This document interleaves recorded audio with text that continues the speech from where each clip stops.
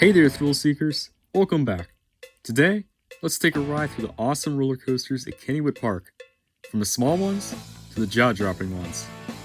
Get ready to dive into the world of excitement, different thrills, and some seriously cool innovation that makes this park special. Let's jump right in and uncover what each coaster has to offer.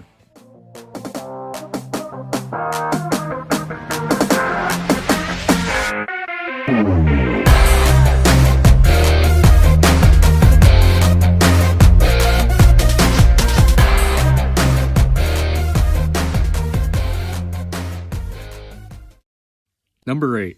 Little Phantom. Let's start off with Little Phantom, the perfect ride for young ones who are just starting to get into coasters. It's all about easy excitement. Don't expect a big theme here, but what matters is that it's a fun ride that's great for everyone.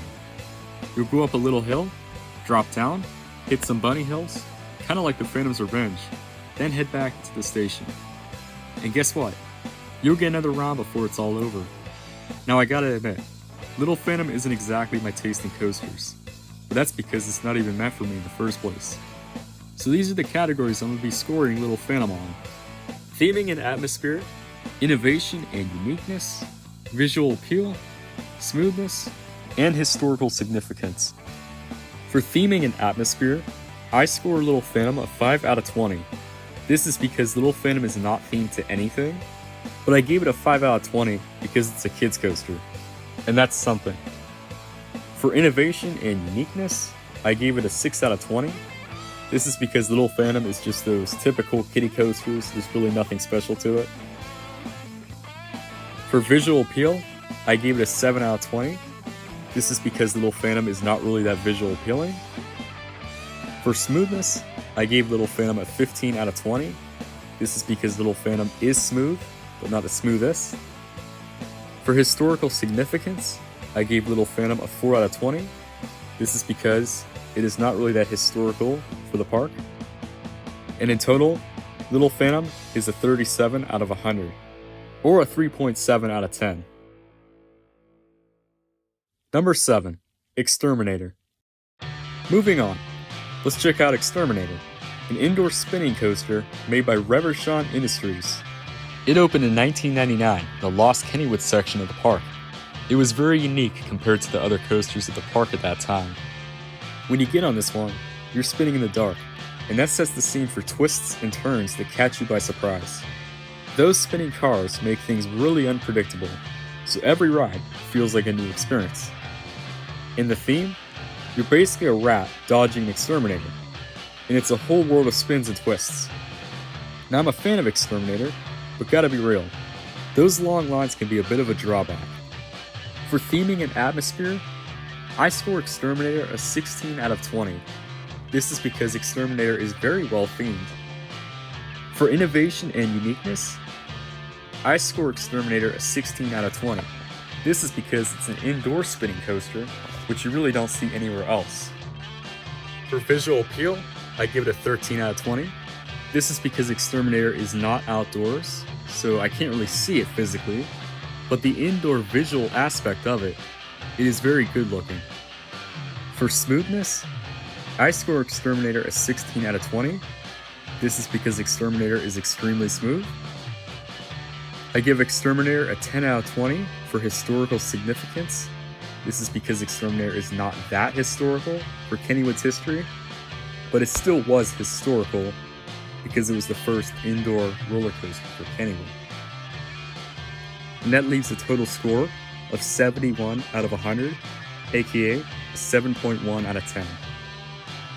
Number 6. Racer. Let's keep the fun rolling with Racer, a classic wooden coaster made by John A. Miller. The cool part? It's all about racing, so you've got that competitive spirit going on. Oh, and that Mobius loop thing? That's like the cherry on top. Racer gives you moments of airtime, speed, and a bit of friendly competition. It's a favorite among fans. Once you leave the station, the ride switches over to the other side before going straight for a bit and hitting the lift hill. And look at that, you're on the other side of the track already. That's because of the Mobius loop factor of it. The trick of it is that you switch sides when you're in the station. That first turn changes your side. That's how you end up on the other side when you come back into the station. But anyways, back to the layout. After the lift hill, there's a drop, a turn, another drop, and a hill. That hill gives you some great airtime. And don't forget, another turnaround that goes right over the station. There's more, another drop and a hill, which this hill gives you amazing airtime in the back. You feel like you're gonna fly out, but luckily that seatbelt is there to catch you. Then the last turnaround and the final drop. And just like that, it's over. The green train wins again. You may hear people screaming that you're a loser or have a person flip you off. The racer is a blast. And watching people's faces as they root for their train to win at the last moment, classic. For theming and atmosphere, I score Racer an 11 out of 20. This is because Racer doesn't really have a theme, but I give it credit for its front facade. For innovation and uniqueness, I give Racer a 16 out of 20 because it has that Mobius loop aspect of it, which not many coasters today have. For visual appeal, I give Racer a 14 out of 20. It isn't the best visually appealing ride, but I do give it credit once again for its facade. For smoothness, I give Racer a 17 out of 20. This is because Racer is really smooth. For historical significance, I give Racer a 14 out of 20. This is because it's not the most historical significant thing in Kennywood's history, but it's still a historical ride. And the total score is a 72 out of 100, aka a 7.2 out of 10. Number 5, Jackrabbit. Now let's go back in time a bit, back to the Roaring 20s, to the classic Jackrabbit, a wooden coaster manufactured by John A. Miller. What makes it special? That double dip moment that you will go flying out of your seat. You're also lucky that seatbelt is there, because without it, you'd go flying out if you weren't holding onto that bar. It's a timeless thrill that never gets old. And if you're up for a real treat, try the back row. Trust me, it's great. Everything about Jackrabbit screams uniqueness. You typically don't see coasters using the terrain to its advantage these days like Jackrabbit. You leave the station, make a left, hit some straight track, drop down, and dive into a tunnel. When you come out, there's another drop before you head into the lift hill. The lift hill leads to a left turn, setting the stage for the famous double dip. After that, there's the last turnaround and the final drop. Jackrabbit is all about that double dip, and it's awesome. For theming and atmosphere, I score Jackrabbit an 8 out of 20. This is because, as a common theme with Kennywood's roller coasters, they're not really themed, so that's why it's an 8 out of 20. For innovation and uniqueness, I give it an 18 out of 20. This is because it is a very unique coaster. It was the first coaster to use upstop wheels, and you don't really see much coasters like Jackrabbit out there today. Visual appeal, I scored Jackrabbit a 12 out of 20. This is because Jackrabbit is not the most visually appealing ride. It's just your typical classic wooden coaster. So that's why it's a 12 out of 20. Smoothness, I scored Jackrabbit a 16 out of 20. This is because Jackrabbit is really smooth. With a lot of their other wooden roller coasters, and in general their coasters are very smooth. Historical significance, I scored Jackrabbit a 19 out of 20. That's also because it was the first coaster with upstop wheels, and it was a big jump from the coasters they had at that time. And the total score is a 73 out of 100, aka a 7.3 out of 10. Number 4, Thunderbolt. Moving on, say hello to Thunderbolt. It was designed by John A. Miller in 1924 and got a makeover by Andy Vettel in 1968. This coaster uses the park's terrain to its advantage to give you tons of airtime, crazy laterals, and drops that'll make your heart race. The ride starts with a quick drop into a ravine, and then a turnaround into another drop, leading to the lift hill, with a little pop of air just before it. A right turn, the drop off the lift hill, and a sharp right turn that makes the rider riding on the right side slam right into the rider on the left. Then you go up a hill. More drops and hills, followed by tight turns. Another hill with a mid-course brake run, a drop, the final turnaround, and the last hill, which is the most thrilling drop, that marks the end of the ride. During the duration of the ride, you are known to slam into the rider to the left. Now the question is, do you want to get crushed into, or do you want to crush into someone else when riding Thunderbolt? Leave your thoughts in the comments down below. Anyways, Thunderbolt holds a special place in my heart, making it the top pick among all wooden coasters at Kennywood. For theming and atmosphere, I give Thunderbolt an 11 out of 20. This is because, once again, as I said before, Kennywood's coasters aren't really themed to anything. Innovation and uniqueness, I give Thunderbolt a 16 out of 20. This is because Thunderbolt is a very unique coaster. You don't see much coasters out there that have those crazy turns with lots of laterals. For visual appeal, I give Thunderbolt a 14 out of 20. It is not the most visually appealing ride out there, so that's why it has a 14 out of 20. For smoothness, I give Thunderbolt a 17 out of 20. This is because Thunderbolt is a really smooth ride, just like the other Kennywood roller coasters. And for historical significance, I give Thunderbolt a 16 out of 20. This is because it was once known as the King of Coasters, and it's very historical for the park. And I give it a total score of 74 out of 100, aka a 7.4 out of 10. Number 3, Skyrocket. Let's dive even deeper into our list with Skyrocket from Premier Rides. This launch coaster shoots you from 0 to 50 miles per hour in less than 3 seconds, giving you an instant rush. In the layout, it's got 3 cool inversions, a cutback, a 0G roll, and a corkscrew. Starting from the station, you make a left turn, and bam, you're launched at 0 to 50 miles per hour in no time. You'll soar over a top hat, dive into a cutback, and then a 0G roll, and then hit the brakes, and then come down after the mid-course brake run down a drop, which will make you go flying out of your seat, and it's the best in the back row. Then there's a left turn, a corkscrew, and some S-bends with airtime hills ending off the ride. Now those hills might not lift you off your seat, but they'll sure keep the energy going. Skyrocket is like a shot of pure thrill, especially with that launch. For theming and atmosphere, I give Skyrocket a 12 out of 20. This is once again because it's not really themed to anything. Innovation and uniqueness, I give it a 15 out of 20.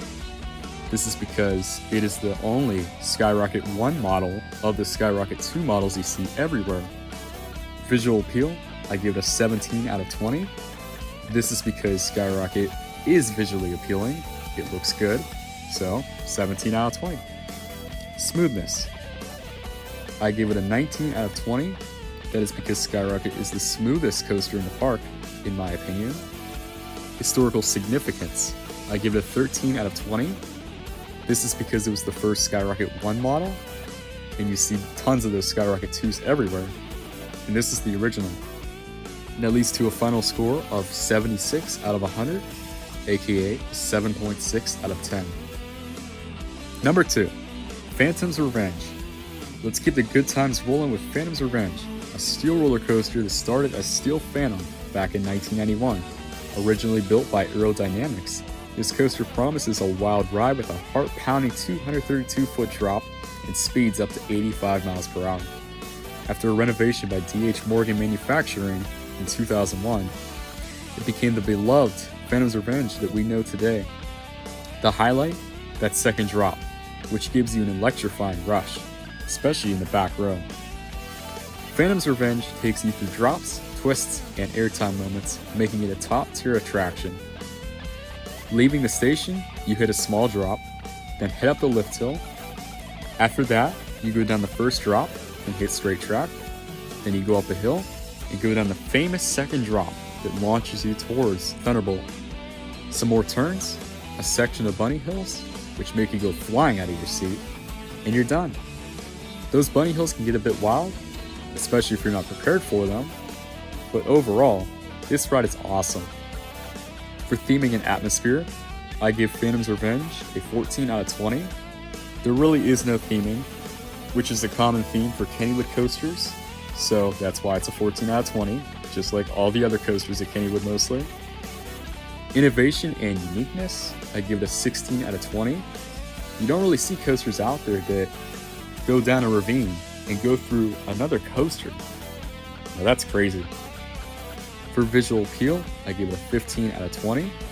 Phantom is not really the most visually appealing ride at Kennywood, but it is pretty visually appealing for what it is. Smoothness, I give it a 16 out of 20. This is because it is a very smooth ride. And historical significance, I give it an 18 out of 20. This is because it was once an aerodynamics coaster, and now today it's a D.H. Morgan manufacturing coaster and an aerodynamics coaster. You don't really see that anywhere else. And for a total score, I give it a 79 out of 100, aka a 7.9 out of 10. Number 1. Steel Curtain. Alright, here we are at the big finale. Steel Curtain, a steel coaster by S&S Worldwide. It's a touchdown in the world of amusement parks. With 9 jaw-dropping inversions that could give Lamar Jackson a run for his money, this coaster celebrates the high-energy action of football. The ride itself, it's a blitz of inversions, heart-pounding drops, and high-speed turns that'll have you feeling like Tyreek Hill in no time. And let's talk looks. It's not just the ride, it's the whole package, with awesome theming, and appealing design, and historical significance. Steel Curtain is right at the top of coaster charts. You leave the station, go up a 50-degree lift hill. It starts slow, but picks up speed once the whole train gets on the lift hill. Renegade by Styx playing adds to the excitement. Up the lift, a slight drop, then a towering 197-foot inversion. You glide over some straight track, a left turn into the banana roll. After that, an airtime hill, a sea serpent roll, and another airtime hill, and then a dive loop, followed by a zero-G stall, which whips you around, especially in the back row. One last airtime hill, a corkscrew, a cutback, and that's a wrap. Steel Curtain is my favorite coaster at Kennywood. Nothing bad to say except for the occasional closure of the ride.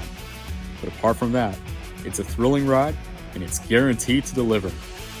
For theming and atmosphere, I give Steel Curtain a 20 out of 20. It is very well themed, it looks amazing. Innovation and uniqueness, I give it an 18 out of 20. This is because Steel Curtain is very unique. You don't really see coasters like Steel Curtain out there that have 9 inversions and have a mix of airtime and inversions. It's just, Steel Curtain is a very unique coaster.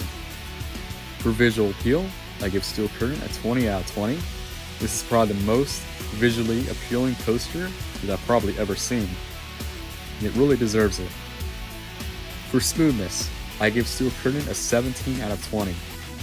As I said before, Skyrocket is the smoothest coaster at the park, and I consider Steel Curtain as the second smoothest, so that's why I give Steel Curtain 17 out of 20 for smoothness.